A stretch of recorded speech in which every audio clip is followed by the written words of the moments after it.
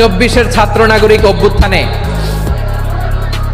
এই অভ্যুত্থান যখন শুরু হয় আমি তখন সাউথ আফ্রিকাতে একটা স্ট্যাটাস দিয়েছিলাম, কোটা নয় গোটা দেশ সংস্কার করা লাগবে। শুধু বাংলাদেশ নয়, সারা বিশ্বের বাংলা ভাষাভাষী লোকেরা এই আন্দোলনের সাথে সমর্থন তারা করেছে, এটাকে সাপোর্ট করেছে, তারা সমর্থন দিয়েছে।